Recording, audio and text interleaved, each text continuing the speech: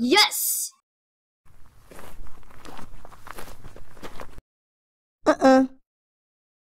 Yeah! Huh?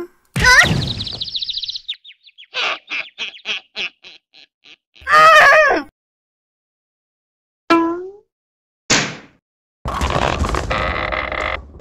Huh?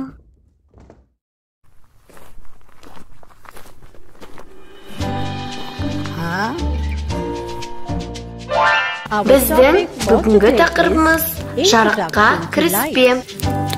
Жарық бізге айналадағының бәрін көруге мүмкіндік беретін энергияның түрі. Жердегі негізгі жарық көзі күн. Өсімдіктер өз асын күн сәулесінің көмегімен дайындайды.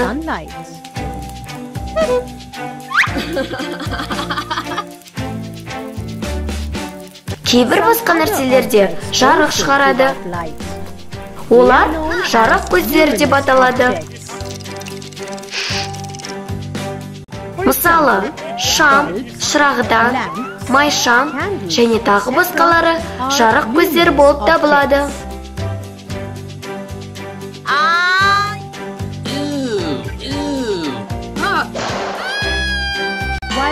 Өздігіне жарқырамайтын нәрселер де бар. Оларды жарық шығармайтын заттар дейді. Мысалы, үстел, мата, сөмке, ыдыс-аяқ және тағы басқалары жарық шығармайды. Жарық шығармайтын заттардың әдетте екі түрі бар. Мөлдір және мөлдір емес. Мөлдір заттар өзіне түскен жарықты өткізеді.